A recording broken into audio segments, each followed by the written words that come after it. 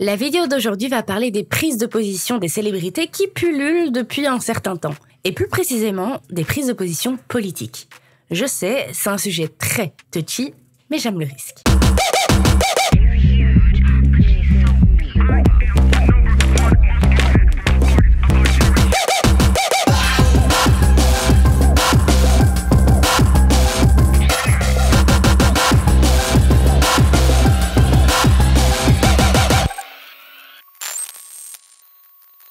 Eh bien, si je prends l'exemple des dernières élections présidentielles américaines, énormément de célébrités avaient ouvertement dit pour qui ils voteraient. Pour les pro-Biden, il y avait notamment dans les acteurs Samuel L. Jackson, Jennifer Aniston, George Clooney, Kerry Washington, mais aussi des personnalités telles que Oprah Winfrey, Hailey Bieber, des designers comme Vera Wang et des groupes comme Bon Jovi ou encore Black Eyed Peas. Pour les pro-Trump, c'était beaucoup plus difficile de trouver des gens connus de tous, mais il y avait notamment John Voight, le père d'Angelina Jolie, Isaiah Washington, l'acteur de Grey's Anatomy, mais aussi des personnalités comme Rick Harrison, il avait une émission qui passait sur M6, et l'emblématique Naked Cowboy, et d'autres artistes un petit peu plus connus comme 6ix9ine ou encore Lil Pump.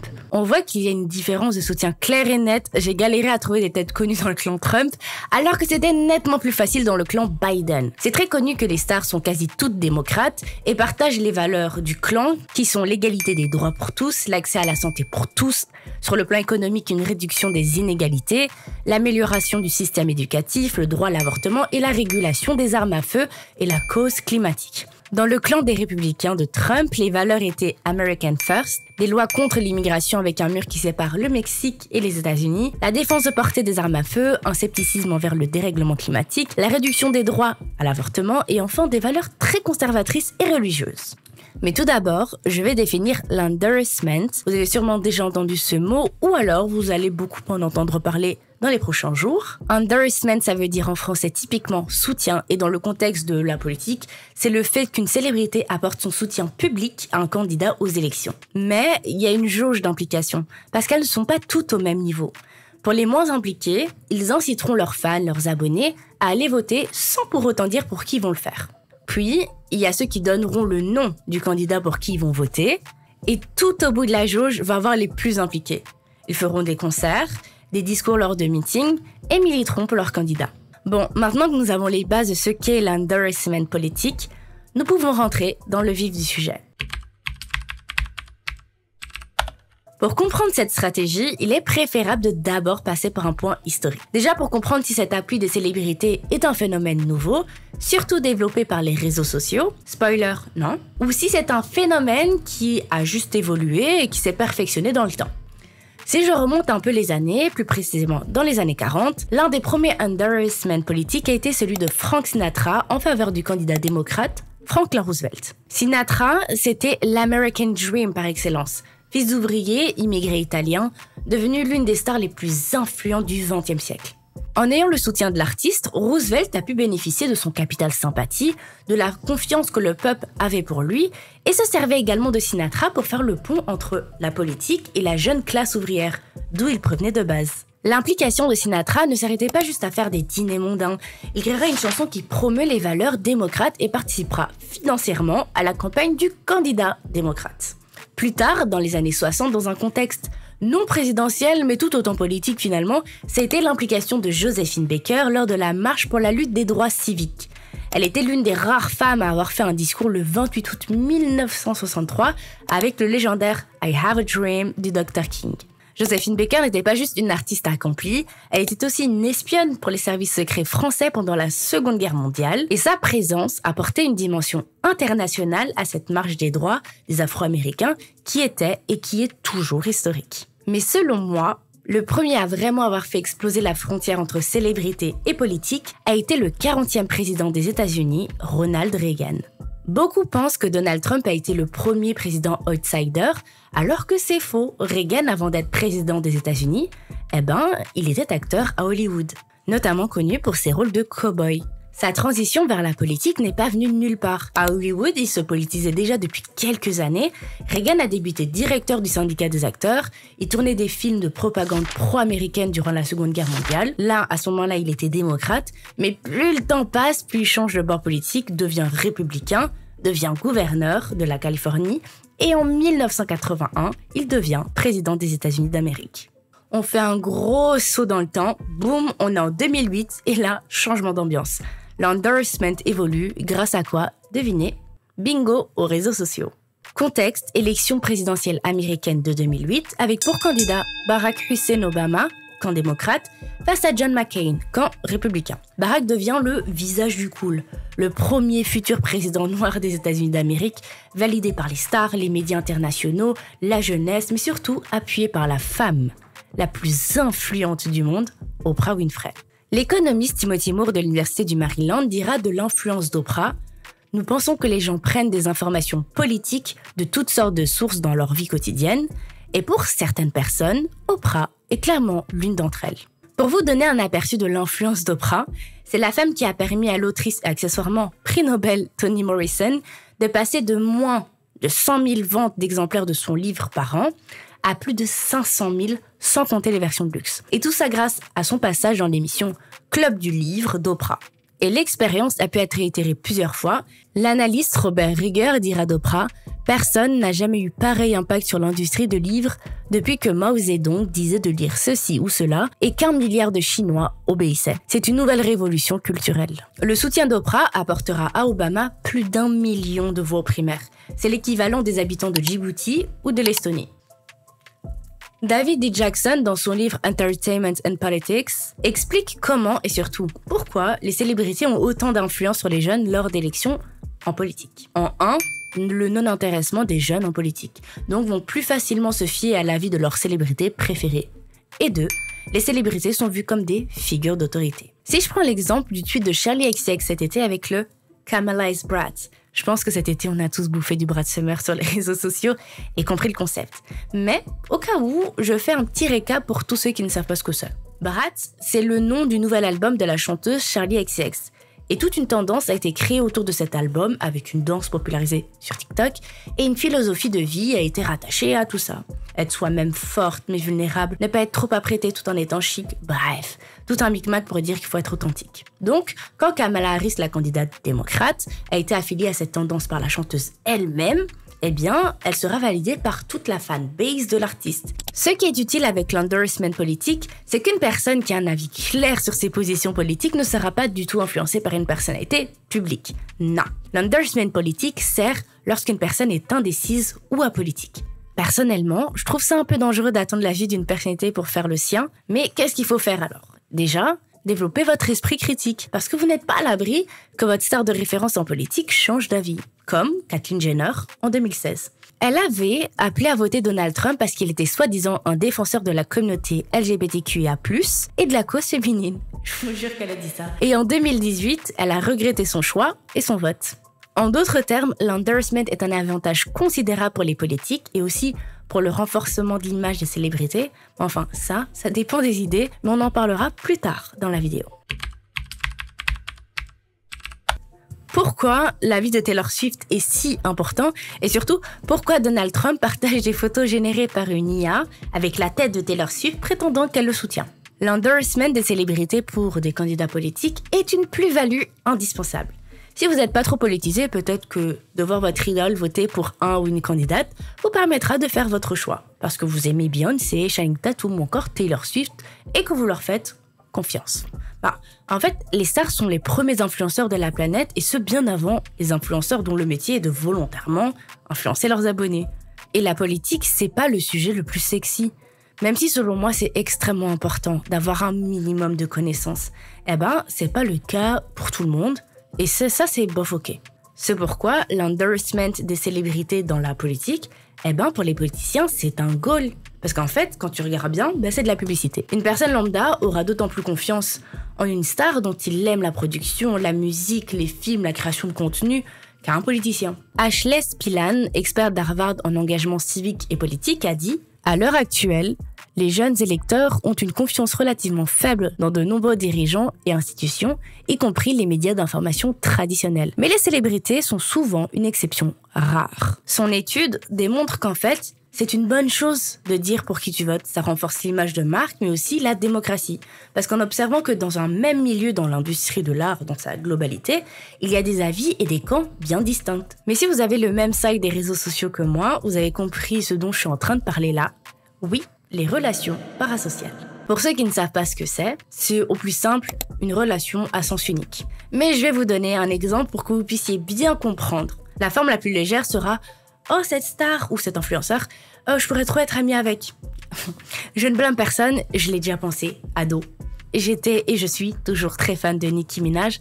Cette dame, elle est dans mes oreilles depuis que j'ai 12-13 ans, donc je comprends. Mais la version la plus extrême sont ceux qui croiront, dur comme fer, que cette dite personne est un de leurs proches personnels. Et là, tu te sens tout de suite que c'est un peu plus malsain. Mais je ne blâme pas non plus parce que quelquefois, certains influenceurs ou même des célébrités jouent sur cette relation. En fait, c'est un process beaucoup plus direct chez les influenceurs que chez un chanteur. Enfin, un chanteur, c'est beaucoup plus subtil. Un influenceur va chercher à créer un lien parce que l'art qu'il propose, c'est sa création de contenu. Et c'est encore plus flagrant quand la création de contenu, c'est du lifestyle. Parce que créer un lien de proximité avec son audience rapporte non seulement plus d'oseille, parce que leurs abonnés leur font confiance, mais aussi plus de familiarité, qui peut par la suite créer des problèmes. Mais ça, c'est un autre sujet qui va hors du cadre de ma ligne édito YouTube, mais je suis à ça d'ouvrir un podcast. Bref, revenons à nos moutons. Et en parlant d'influence, l'artiste qui joue très bien avec le parasocial et qui a le plus d'influence en ce moment est Taylor Swift. Sans surprise, c'était dans le titre.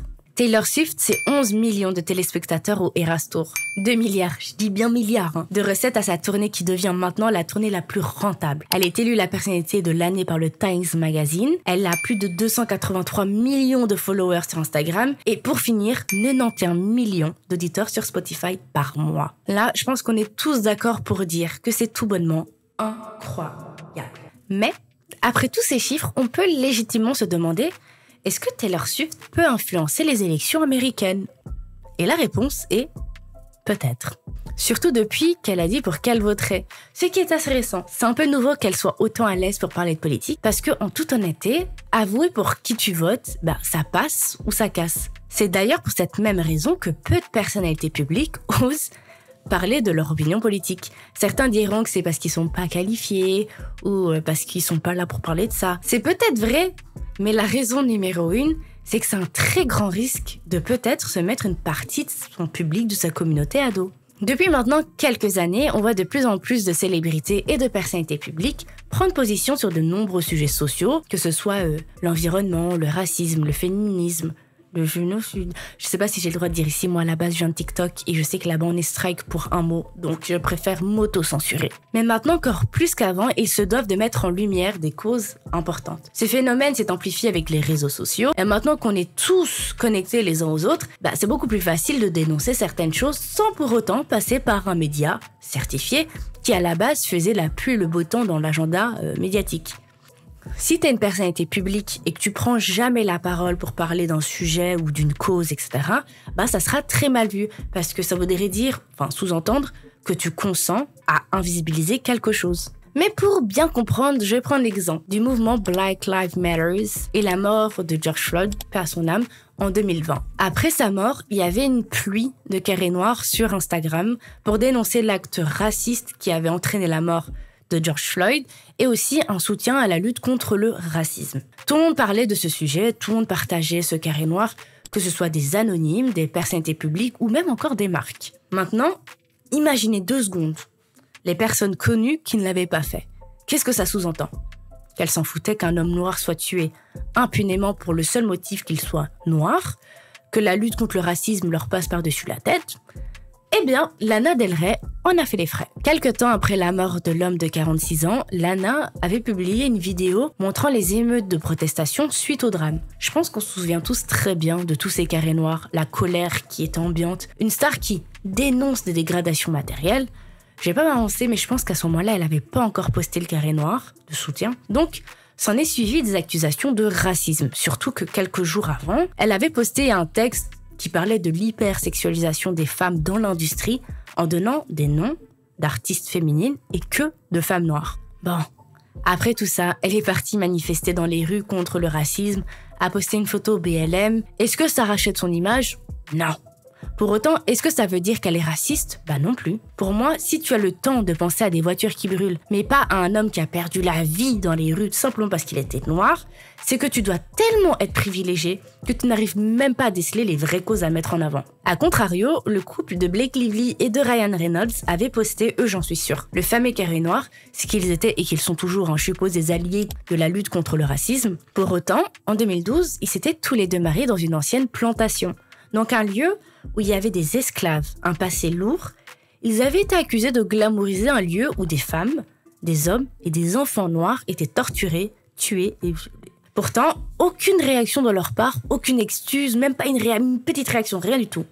Mais il a fallu attendre 2020 pour que Ryan Reynolds vienne sur ce sujet-là et s'excuse. C'est quelque chose que nous regrettons toujours profondément et sans réserve. Ce que nous avons vu à l'époque était un lieu de mariage sur Pinterest. Ce que nous avons vu par la suite était un lieu construit sur une tragédie dévastatrice. Il y a des années, nous nous sommes mariés à la maison, mais la honte fonctionne de façon étrange. Une erreur de ce genre peut soit vous pousser à vous fermer, soit recadrer les choses et vous pousser à l'action. Cela ne veut pas dire que nous ferons plus de conneries, mais remettre en question le conditionnement social de toute une vie est un travail qui ne s'arrête jamais. Cette petite parenthèse servait surtout à vous dire que nous allons voir de plus en plus de célébrités prendre des positions risquées, que ce soit en politique ou autre, parce que c'est ce que notre époque veut. Mais elle servait aussi à vous prévenir que beaucoup de personnalités vont le faire pour leur image. Parenthèse fermée, revenons à Taylor Swift. En 2018, elle avait posté une story Insta qui incitait ses fans à s'inscrire sur le site vote.org pour pouvoir voter aux élections présidentielles de 2020. Grâce à elle, 250 000 personnes se sont inscrites et tout ça en 3 jours. Donc autant vous dire qu'avoir Taylor Swift dans son camp, c'est pas négligeable. Les républicains n'acceptent pas qu'elle soit ouvertement démocrate et que depuis 2020, elle le dit publiquement. Donc qu'est-ce qu'ils vont faire à votre avis ? Eh bien, ils vont créer des théories du complot. Ce qui a vraiment été le point de retour pour les républicains, ça a été la présence de Taylor Swift au match de son petit ami, Travis Kelce, le joueur de football américain. Selon le camp de Donald Trump, ce serait un faux couple des pions du Pentagone. Mais la question qu'on peut se poser, c'est pourquoi pense-t-il ça d'eux ? Comme je l'ai dit plusieurs fois, Taylor Swift, elle est influente, ça maintenant, nous le savons. Mais auprès de qui ? En majorité, auprès des femmes. Et maintenant qu'elle est avec Travis, un sportif, mais pas de n'importe quel sport, le sport le plus populaire aux États-Unis et apprécié surtout par des hommes, eh bien, le couple devient instantanément ultra influent et encore plus en période électorale. Bon, ils essayent tant bien que mal de créer plein de théories autour d'elle, mais ça fonctionne pas. La dernière en date, ça a été qu'elle faisait de la sorcellerie lors de ses concerts. Bon.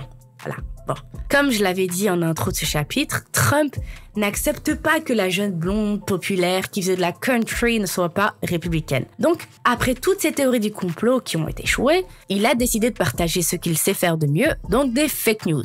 Des photos générées par des IA faisant croire qu'elle ou les Swifties voteraient pour lui. Il a trop le seum, ça me fait trop rire.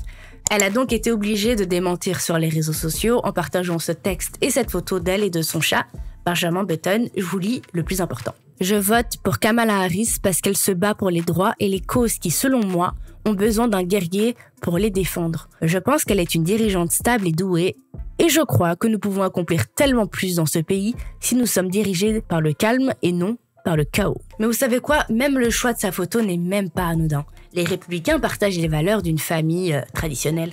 Papa, maman, enfant, chien, petite maison dans la prairie. Ce qui n'est pas du tout mauvais en soi. Ce qui est mauvais, c'est de dénigrer toutes les autres formes de formats familiaux. Et aussi tous les choix différents. Leur première cible sont les femmes, comme toujours. Et J.D. Vance, le futur premier ministre si Trump gagne, a qualifié toutes les femmes du clan démocrate que ce sont des femmes à chat sans enfants. Si je fais la traduction.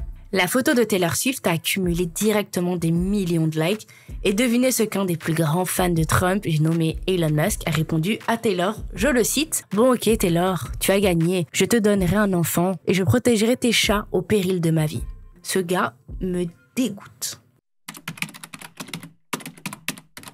Je pense que vous comme moi cherchons de plus en plus d'authenticité chez les créateurs que nous suivons et que nous recherchons de plus en plus de valeur dans ce que nous regardons. Mais là, il y a clairement deux écoles. Ceux qui ne veulent pas du tout savoir les opinions de leurs créateurs qu'ils suivent, et ceux qui veulent savoir, car pour eux, c'est totalement normal qu'une créatrice ou un créateur se positionne sur des sujets.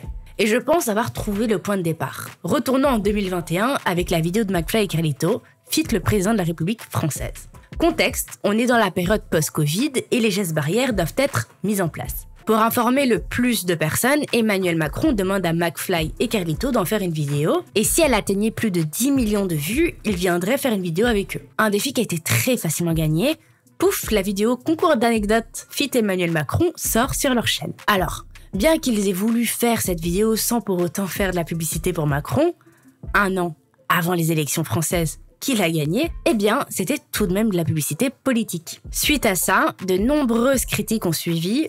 Le youtubeur Nota Bene avait dit sur Twitter « Mais punaise, personne n'est dupe là-dedans. Quand tu es vidéaste, tu connais les ficelles, non? Tu sais que tout est préparé, que tout ça n'est pas neutre, quand bien même tu le cries sur tous les toits. » Parce que, soyons honnêtes, même si ce n'était pas forcément la volonté de McFly et Carlito, c'était celle du président Macron de viser les 18-24. Et là, la question se pose, est-ce que les influenceurs et les créateurs de contenu, tout comme les célébrités, se doivent de donner leurs avis sur tout ce qui se passe? Là, je vous laisse donner vos avis en commentaire. Une vingtaine de streamers avaient témoigné anonymement auprès de Tech & Co, disant être agacés par cette nouvelle tendance. Que pour eux, faire du gaming, c'est à l'opposé de parler de politique ou même de dire pour qui ils votent. Et moi, je suis pas du tout d'accord avec tout ça. Comme avec Lana Del Rey, je trouve que ça démontre juste qu'ils sont juste des personnes privilégiées. Prenons mon exemple. Je suis une femme noire immigrée. Pas enfant d'immigrés, ni petite fille d'immigrés. Je suis une immigrée. Il coule de source que je vais jamais de ma vie voter pour un parti qui me déteste et que je déteste aussi, c'est réciproque. Et pour moi, ne pas vouloir faire barrage à l'extrême droite parce que ton contenu c'est du divertissement, c'est tout bonnement cracher sur une partie de ta communauté. J'ai été agréablement surprise par la tribune de Squeezie postée sur Insta en juin ou juillet dernier. Squeezie avait appelé à faire barrage au RN, le parti d'extrême droite français. Suite à ça, il a perdu 100 000 abonnés sur YouTube qui ont très vite été récupérés. De nombreux streamers et streameuses l'ont partagé en story et la situation avait tweeté « Emmerder le RN gratuitement ». Quelle reine. Quand je dis que c'est pas sans risque, c'est qu'elle a reçu de nombreuses insultes, des insultes racistes et misogynes. Plus de 200 streameuses et streamers avaient appelé à voter pour le nouveau Front populaire, mais certains ont témoigné anonymement. Je savais qu'en la signant, j'allais prendre des retours sur les réseaux sociaux, ça n'a pas traîné. Et un autre disait « Il n'a pas fallu plus de 10 minutes pour qu'un raid numérique se lance sur Instagram et X. » Il est évident que ce n'est pas sans risque, ça peut être une perte d'abonnés, de collaboration, un harcèlement ou peut-être même les trois en même temps. Et subir tout ça peut augmenter si tu es une femme et si tu es noire. Mais soyons pas pessimistes. Parler et donner son avis renforce également son image, donne de la valeur supplémentaire à son contenu. Tout au long de cette vidéo, j'ai parlé de chanteurs, de chanteuses, d'acteurs, d'actrices, de créateurs de contenu, mais aussi des sportifs comme Jules Koundé. Selon une étude du Reach, 2/3 des abonnés souhaiteraient que l'influence évolue vers plus de responsabilité et d'éthique. Et je pense personnellement qu'on arrive à un tournant. Prendre position sera monnaie courante. On l'a bien vu avec le mouvement américain Blackout, qui s'est finalement emporté en France. La conséquence à tout ça, c'est que de plus en plus de créateurs et de créatrices, notamment sur TikTok, se qualifient comme engagés ou militants. Et sur un plus long terme, et ça ce sont mes prédictions, je pense, j'en suis même sûre, que dans quelques années, en tout cas aux États-Unis, des influenceurs se présenteront aux élections présidentielles, en commençant par Kim Kardashian. Oui, je sais ça semble gros, mais je trouve ça totalement logique. Elle ne dit pas pour qui elle vote, elle est ni démocrate ni républicaine. Pour autant, elle a repris des études d'avocate, elle a fait libérer 17 détenus de prison, a participé à la réforme carcérale américaine, a été reçue à la Maison Blanche en mai 2018 pour plaider en faveur de la libération de Alice Marie Johnson, qui purgeait une peine surévaluée pour son délit. Franchement, je le vois gros comme une maison. Et si un jour elle se présente, c'est ici que vous l'aurez entendu en premier. Bref, je crois que je vais m'arrêter là pour cette vidéo. J'espère qu'elle vous a plu. J'essaie d'en faire une un peu plus longue que d'habitude. Je t'invite à t'abonner si ce n'est pas encore fait, à liker, à commenter, c'est pour m'encourager. Nous, on se voit dans 2 semaines. Bisous!